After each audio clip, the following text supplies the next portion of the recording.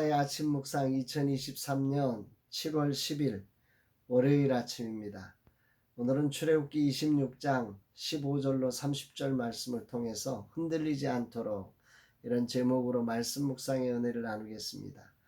상반기 사역의 마지막 주간입니다. 금주 천국 환송 세미나를 마치면 하반기 준비를 위한 시간을 가집니다. 오늘 찬양의 가사 중 이 가사가 저의 마음속에 울립니다. 세기를 만드시는 분, 큰 기적을 행하시는 분, 그는 우리 하나님, 약속을 지키시는 분, 어둠 속을 밝히시는 빛, 그는 우리 하나님.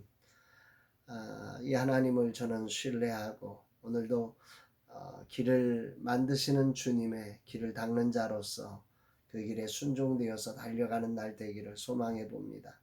개발 일정이 늦어진 웨이브리즈 플랫폼은 최대한 일정을 앞당기기 위해 열심히 달려가고 있습니다. 수고하시는 팀장과 또 우리 바트프라임 위에 주님의 은혜와 구름과 불이 함께 하시기를 축복합니다.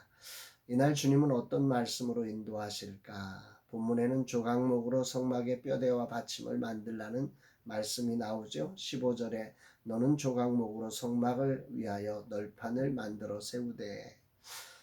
이렇게 보면 무슨 소리인지 잘 이해가 되지 않습니다. 메시지 성경의 번역이 조금 이해가 쉽습니다. 아카시아 나무 널판으로 성막의 뼈대를 세워라.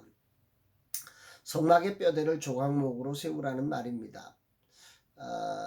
번식은 빠르지만 가공하기 쉽지 않은 조각목으로 성막의 뼈대를 만들게 하신 것입니다. 전능하신 하나님께서 당신이 임재할 성막을 지으면서 최고급 목재를 사용하실 수 있는 분이시죠. 그것이 마땅합니다. 당신이 만왕의 왕 되신 하나님이 임재하실 장소라면 이 세상의 최고의 최고를 갖다 놓아야 알겠지요. 그러나 하나님은 그곳에 구하기 쉽고 단단한 정말 가구로 만들기 쉽지 않은 그런 조각목으로 당신의 성막을 구성하도록 말씀하고 계십니다. 교회의 뼈대를 하나님은 이렇게 계획하셨음에 그것이 큰 감동입니다. 만약 당신이 구할 성막을 최고의 재료로 제시했다면 과연 이 세상의 주님의 성전으로 쓰임받을 수 있는 사람이 얼마나 되었을까? 여기에 성막의 웬 뼈대인가 하는 질문을 하게 됩니다.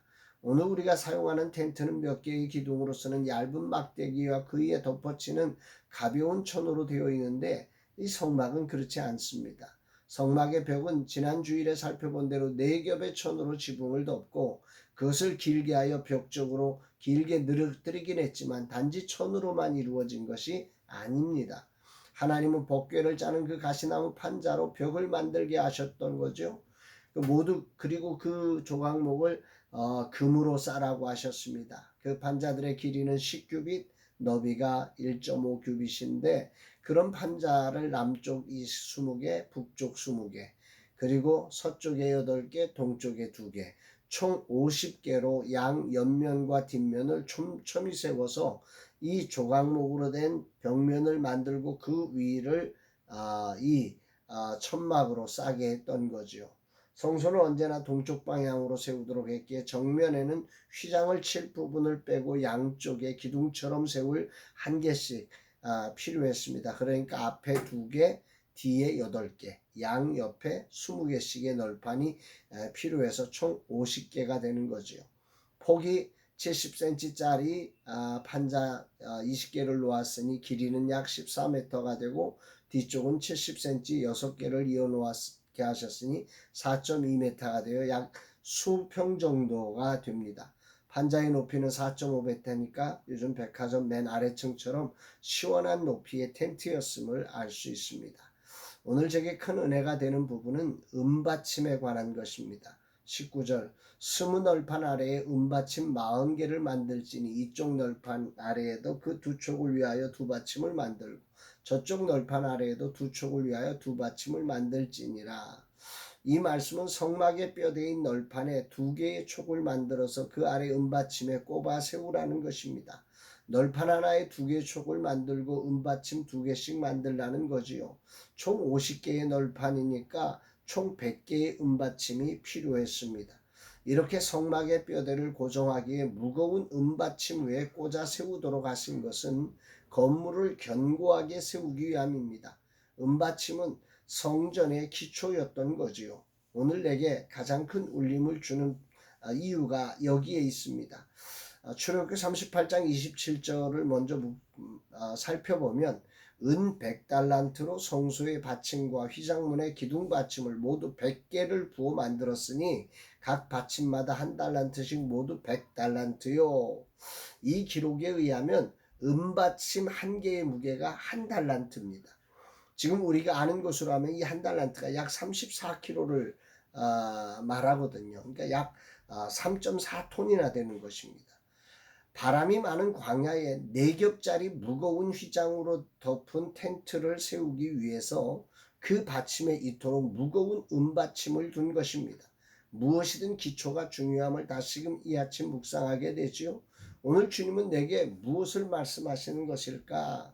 우리는 모두 죄로 타락된 세상을 살면서 원하지 않는 가시와 엉겅퀴로 인해 상처와 문제와 고통을 겪습니다.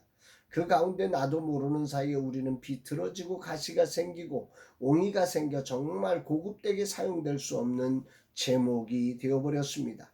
그러나 하나님은 이런 우리를 당신의 고귀한 보혈의 피로 덮으셔서 새로운 신분, 즉 하나님의 자녀로 삼으시고 당신이 거할 성전이 되게 하신 것입니다.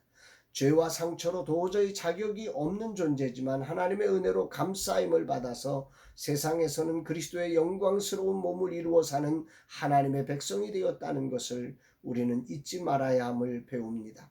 그러나 더 중요한 것은 이것은 언제나 무거운 은받침에 연결되어 있어야 한다는 사실이지요. 세상을 사는 동안 수많은 바람이 우리를 흔들 때 나를 구원하신 전능하신 하나님께서 당신의 아들 예수 그리스도를 통해 우리의 죄악을 씻으사 완전한 하나님의 자녀로 삼아주셨음을 믿어야 합니다.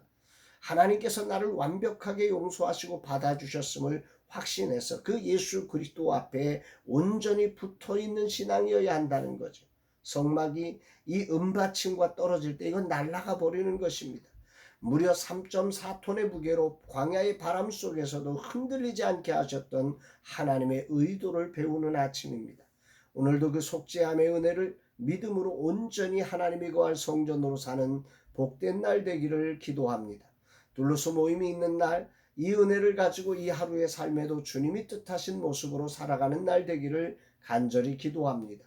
주님, 이 하루 진실로 성막의 뼈대와 받침을 통해 주신 당신의 말씀을 마음에 새기며 보잘것없는 나를 금으로 싸시고 받침으로 채워 당신을 모시는 성막의 일부가 되게 하신 은혜를 기억하며 살기 원합니다.